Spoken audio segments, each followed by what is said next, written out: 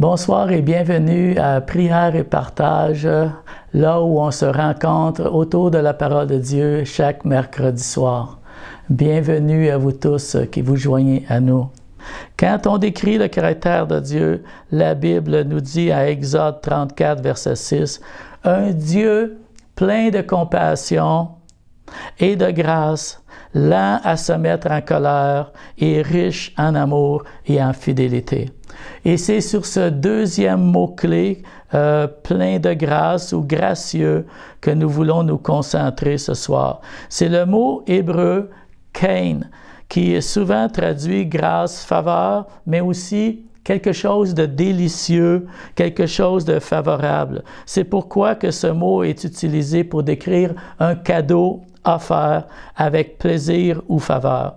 Comme dans l'histoire d'Esther, la reine, qui s'approche du roi de Perse pour lui présenter sa demande. Et à Esther, chapitre 5, verset 7, elle dit « Ma requête, ma demande, la voici. Si l'empereur veut m'accorder sa faveur et s'il veut bien accéder à ma requête et répondre à ma demande. » Elle appelle cela une demande de faveur. Et parce que le roi prend plaisir, il la trouve jolie, il la trouve délicieuse, il se réjouit en Esther, alors il la favorise, il lui accorde cette faveur, il exauce son souhait et lui offre un cadeau de faveur, car il est motivé par le plaisir qu'il prend en Esther. Et le mot suggère aussi se courber ou se baisser avec bonté envers un inférieur. Donc ça, c'est une image aussi qu'il faut garder en idée aussi quand on parle d'accorder sa faveur. Aussi être ému par une requête. On va y revenir à ce point-là plus tard. Et plus tard, quand on se tourne dans le Nouveau Testament, les auteurs du Nouveau Testament décrivent ce même trait de caractère de Dieu avec le mot grec « charis », qui signifie don de grâce ou don gracieux. Et comme Jean présente Jésus dans l'Évangile de Jean au chapitre 1, 3 fois il utilise l'expression parlant de Jésus « plein de grâce et de vérité ». Et Paul nous écrit que Dieu a tenu à nous démontrer, en Éphésiens chapitre 2, verset 7, l'extraordinaire richesse de sa grâce qu'il a manifestée en Jésus-Christ par sa bonté envers nous. Et ça, c'est lorsqu'il nous a sauvés. Il parle de la façon dont Jésus s'est offert pour nous comme un don généreux, pour nous faire une faveur, en fait. Et quand on veut faire des applications de ce concept, de ce mot-là, grâce, on peut lire une pensée d'un théologien très fameux, Augustin, qui dit « Dieu donne là où il trouve des mains vides. » Alors ce soir, avez-vous des mains vides où vous avez besoin d'une faveur de Dieu, où vous criez « Dieu, je suis vide, je n'ai plus de ressources, j'ai besoin d'aide, viens à mon secours, Dieu, parce que tu es un Dieu qui est plein de compassion et plein de grâce. » Quelqu'un a écrit que le mot « grâce » est probablement plus grand que le mot « amour » parce que la grâce est l'amour en action. Et Jésus nous donne une merveilleuse illustration de ce concept-là dans Matthieu 18, verset 27, quand l'esclave qui avait une grande dette a passé devant le roi ou l'empereur, et l'empereur était pour le mettre en prison parce qu'il ne pouvait pas remettre sa dette. Alors il a dit « Oh, prends pitié », il s'est prosterné devant le roi, il a supplié, il a demandé l'aide et la faveur. Et on dit dans le verset 27, « Ému de compassion, le maître de ce serviteur le laissa aller et lui remit sa dette. » La grâce est tout ce que l'homme et la femme ont besoin, ce que personne ne peut gagner et ce que Dieu seul peut et donner librement. Il y a une histoire ici que j'ai trouvée qui illustre bien. C'est une pauvre famille européenne dans le temps de la guerre qui ont sauvé leur économie pendant longtemps pour pouvoir prendre le bateau et aller se réfugier en Amérique. Et pendant le voyage en mer, après 3 jours où ils ne mangeaient que du pain et du fromage avec beaucoup de disette, on peut dire, en petites portions, parce que c'était tout ce qu'ils avaient amené avec eux, le fils dit, « Papa, si je ne mange pas autre chose que ça, je vais mourir. » Alors son père lui donne ses derniers sous, il dit, « Va t'acheter un cornet de crème glacée. » Et là, ça prend du temps, il ne revient pas. Et plus tard, il revient avec un grand sourire, avec son compte de crème glacée. Et le père était tout inquiet. « Pourquoi ça t'a pris tant de temps? Où étais-tu parti? » « Ah, j'étais en train de manger mon 3e cornet de crème glacée et aussi un bon steak. » « Comment ça, tu as pu tout te payer ça avec les quelques sous que je t'ai donnés? » « Non, la nourriture est gratuite sur le bateau. C'est inclus avec le billet. » Et eux ne le savaient pas qu'ils avaient accès à quelque chose de gratuit, alors ils se privaient comme ça. Et on peut dire que la grâce est un peu semblable à ça. C'est une faveur qui a multiples facettes.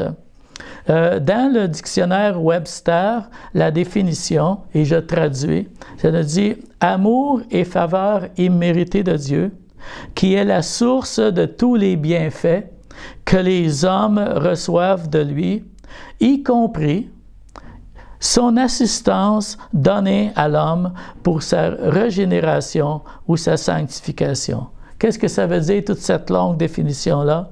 C'est que on sait très bien, et ça on l'entend dire souvent, « Ah, faveur non méritée, un don gratuit. » Ça, c'est bien pour le salut.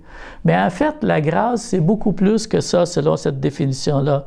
C'est aussi une capacité surnaturelle qui équipe le croyant, qui rend le croyant capable de vivre la vie nouvelle. On appelle ça la sanctification quotidienne.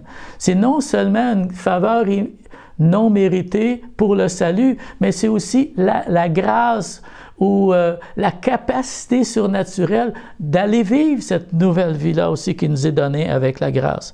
La grâce a multiples facettes. La grâce donne l'espoir aux chrétiens dans le découragement. Et peut-être c'est le cas de certains d'entre vous ce soir. La grâce donne de la joie à ceux qui sont dans la tristesse. La grâce donne de la patience pour ceux qui sont dans la souffrance. La grâce donne une attitude de victoire quand on est attaqué, qu'on traverse des injustices et de l'adversité. Et la grâce donne le triomphe final à l'heure de la mort. On peut dire que quand un chrétien approche avec audace ce trône de grâce, comme on lit dans Hébreux chapitre 4 et au verset 16, le trône de la grâce, où nous trouverons la bienveillance et la grâce pour être secourus au bon moment. Et ça, c'est une vérité très puissante pour nous ce soir. C'est que la grâce, ça pourvoit un secours opportun. On dit que c'est dans la vie quotidienne une assistance opportune, c'est qui arrive au bon moment. La grâce, elle est toujours là, agissante, et elle vient nous donner ce qu'on a besoin au bon moment, au moment opportun. C'est très, très encourageant. La grâce aussi, c'est quelque chose qui se voit. Imaginez la scène ici. L'apôtre Paul, dans Actes chapitre 11, arrive à la ville d'Antioche, où il y a déjà une petite communauté de chrétiens. Et puis, ça dit, quand Paul est arrivé, il a été témoin de la grâce de Dieu. Il a reconnu que la grâce de Dieu, elle était agissante parmi ce petit noyau de chrétiens. Il s'est réjoui et il a commencé à les encourager tous avec un cœur résolu à rester fidèles au Seigneur. La grâce, ça se voit. La grâce, ça se reconnaît. La grâce, ça se ressent. La grâce, c'est beau, la grâce. La grâce, on en voit des effets, et ce sont des effets qui sont plaisants, ce sont des effets qui amènent la beauté du caractère de Dieu, la bonté de Dieu. La grâce, c'est réconfortant dans un foyer, dans une famille. La grâce, c'est réconfortant entre un homme et une femme qui sont mariés. La grâce parmi la famille. La grâce parmi les amis dans une conversation. C'est très beau et c'est très réconfortant. Paul nous le montre en disant dans Actes chapitre 20, verset 24, « Pourvu que j'accomplisse ma course avec joie, et le ministère que j'ai reçu du Seigneur Jésus, d'annoncer la bonne nouvelle de la grâce de Dieu. » Il appelle l'Évangile la bonne nouvelle de la grâce de Dieu. Et pour lui, c'est avec joie qu'il veut courir. C'est avec joie qu'il veut vivre. C'est avec joie qu'il veut accomplir son ministère. Et là, on voit que c'est un travail de la grâce. Et comme on vient de mentionner, il appelle l'Évangile la bonne nouvelle de la grâce de Dieu, parce que la bonne nouvelle, quand elle touche une vie, elle amène des beaux résultats, des résultats extraordinaires. La grâce produit la joie, le plaisir, la beauté. Et dans la vie de quelqu'un, elle rend l'Évangile attrayant.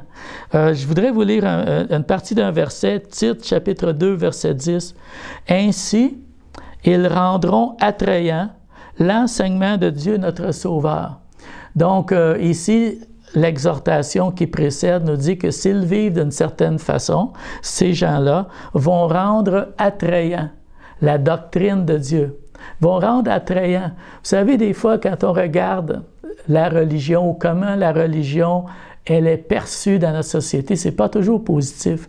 La grâce de Dieu, l'évangile de la grâce de Dieu, quand elle touche la vie de quelqu'un, devrait produire quelque chose qui rend attrayant, qui attire envers la doctrine de Dieu. Et le mot ici, rendre attrayant, c'est un mot vraiment intéressant, c'est kosméo, qui nous a donné cosmétique, le maquillage, le make-up, toutes les choses qu'on peut mettre sur le visage pour cacher un peu les défauts et rendre plus attrayant. La grâce est une qualité qui ajoute du plaisir. Ça ajoute une qualité qui est attirante, qui invite une réaction favorable. La grâce, ça a du charme, si vous voulez. Ça attire. Dans Éphésiens, chapitre 4, verset 29, et on va terminer avec ce verset. Et ça, c'est vraiment un appel à nous, les chrétiens, de refléter le caractère de Dieu. Quand on dit que Dieu, il est plein de grâce, eh bien, nous aussi, on devrait être plein de grâce, qu'aucune parole mauvaise ne sorte de votre bouche. Dites seulement des paroles bienveillantes qui répondent à un besoin et qui sont constructives pour faire du bien à ceux qui vous entendent et communiquent une grâce à ceux qui l'entendent. Ayez au contraire des paroles empreintes de bonté, des paroles de grâce qui aident les autres à grandir dans la foi. Et c'est cette grâce-là, cette même grâce-là qui nous a sauvés, qui nous transforme chaque jour et qui nous permet de vivre comme ça et de parler comme ça, d'une façon qui est constructive. Ça fait du bien à ceux qui nous entendent. Ça communique une grâce. Donc, bien-aimés, posons-nous la question ce soir. Est-ce que notre façon de parler, notre façon de vivre vraiment édifie ou détruit? Est-ce qu'elle est plaisante, notre façon? Reflétez-vous les effets de la grâce dans votre vie quotidienne? Est-ce que vous êtes plaisant? Est-ce que vous êtes attirant? Est-ce que vous êtes beau? Parce que ça rend beau l'Évangile. Êtes-vous miséricordieux et gracieux et compatissant comme votre Père céleste? Papa céleste, on te remercie d'être un Dieu si gracieux, plein de compassion et plein de grâce envers nous, de nous avoir aimés, de nous avoir cherchés, de nous avoir sauvés et de nous transformer et de nous donner la grâce activement dans notre vie quotidienne afin qu'on soit tes imitateurs, afin que nous soyons tes enfants qui rendent la parole de Dieu attrayante à tous ceux qui sont autour de nous.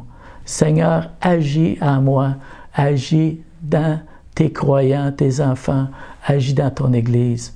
Amen. Que la gloire du Seigneur subsiste à jamais, qu'il se réjouisse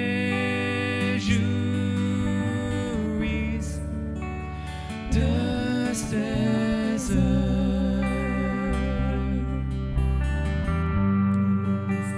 Je chanterai le Seigneur tant que j'existerai. Je célébrerai